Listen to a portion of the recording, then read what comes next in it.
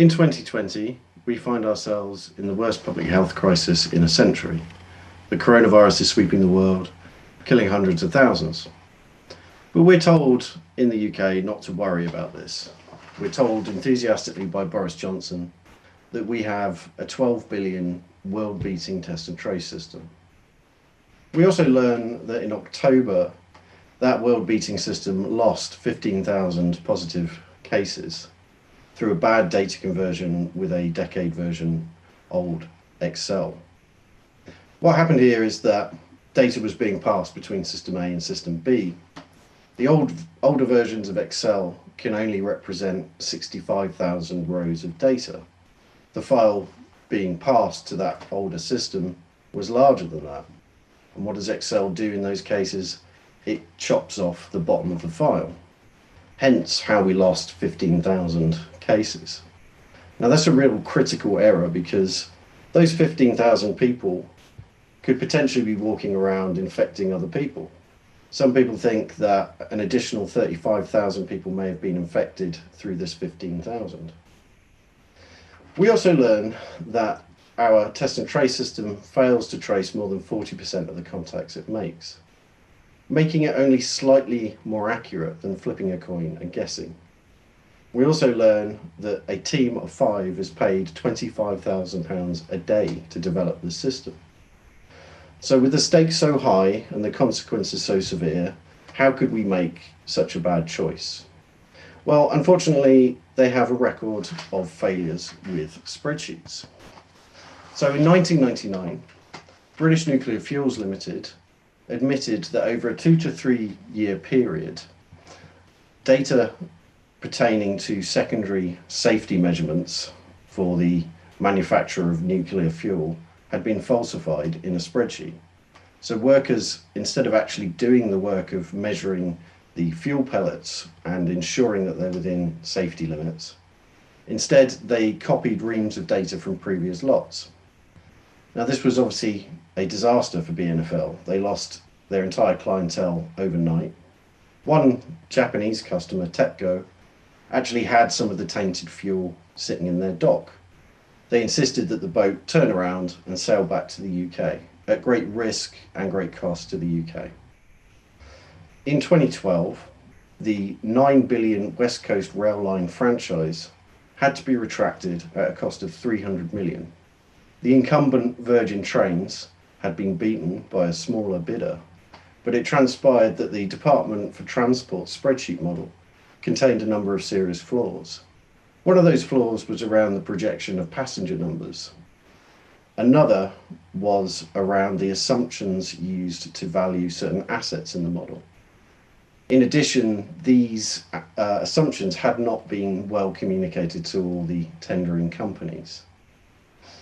But perhaps by far the worst example is in 2010, when George Osborne justified austerity politics on the conclusions of a paper called Growth in a Time of Debt. This paper is written by 2 Harvard economics professors. It contained an analysis of GDP to debt ratio conducted in a spreadsheet. Their conclusion was that once GDP to debt exceeds 90%, that the only outcome is negative growth, i.e. recession. So that 90% figure had to be avoided, and Osborne even made direct reference to it. The spreadsheet that was used to do the analysis contained an omission error. So they had missed out several rows of data when they were doing the analysis. If they had included those rows of data, they would have seen that the 90% figure was incorrect. And in fact, growth still happens beyond 90%. Now in 2017, the British Medical Journal published a paper that attributed 120,000 excess deaths in the UK to austerity politics. So you may be thinking, well, is it just government failures? No, Excel is everywhere, and we see errors in every industry that we look at, and we find critical applications in basically every industry we examine. So clinical medicine, engineering, finance, education, nuclear, aviation, the list goes on and on. Spreadsheets have also become a critical part of our data processing infrastructure. The test and trace example is a really good instance of that, in that spreadsheets seem to be able to bridge the gap between systems and pass information around. And in fact, I'm sure everyone watching has their own spreadsheet horror story. Some of them are really scary. So this is just, one example, one formula. What's wrong with this formula? Well, it's incredibly complicated. It's very difficult, especially as an outsider, to determine what the formula does or whether it's even correct. I don't think we could ever know the answer. Of course, the person who wrote this would be incredibly proud of it.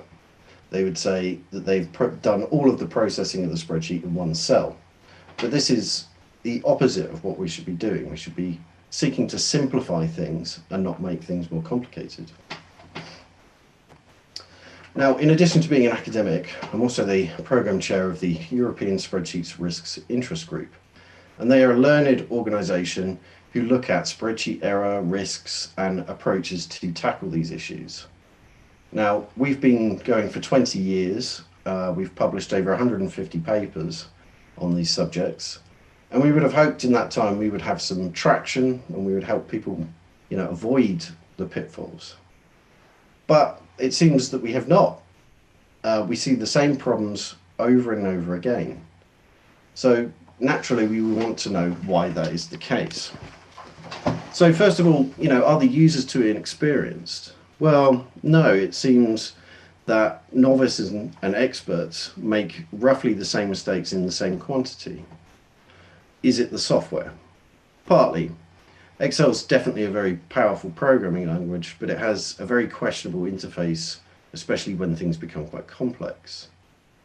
So is the process by which we develop spreadsheets flawed? Definitely. Spreadsheet development generally excludes any sort of planning, testing, maintenance, or documentation. Now, all of these things are terrible symptoms of the way in which we treat spreadsheets, but the actual issue is a little deeper than that. And there are two major things at play. The first thing is that we are fuzzy and approximate in nature, human beings. We have spent a lot of time being able to develop and identify patterns and react to those patterns in a quick and timely manner. But we are not very good at being precise or describing nuance.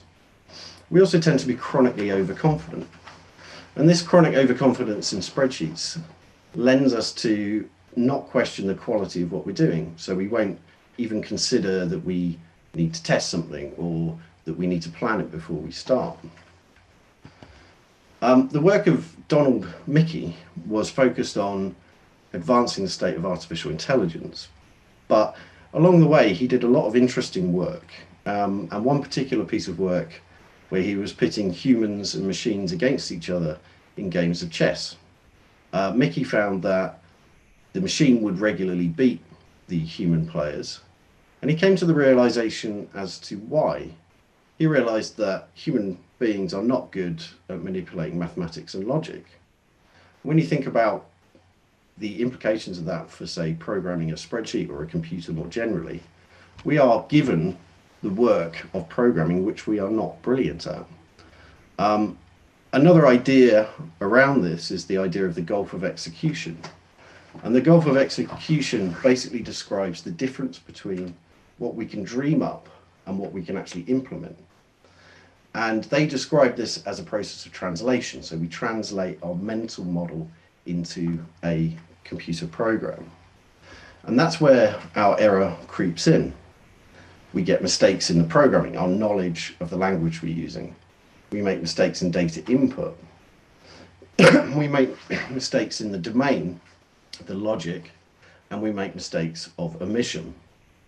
So, with all of this in mind, what can we do to really change things? Well, the first and most important thing we need to do is start taking these things seriously. Spreadsheets are serious software artifacts. We make decisions on them every day, and sometimes those decisions are life and death. So we need to instill, where appropriate, a kind of engineering mindset into building spreadsheets. But where I say where appropriate, what I mean is that not all spreadsheets need to be treated in this way. And actually, spreadsheets exist for a reason. The reason is that they are flexible, people can use them. So we have to evaluate things in a smart way. We have to understand what is risky and what isn't risky. Where would, say, the test and trace system sit on that scale? Well, it would sit off the critical end.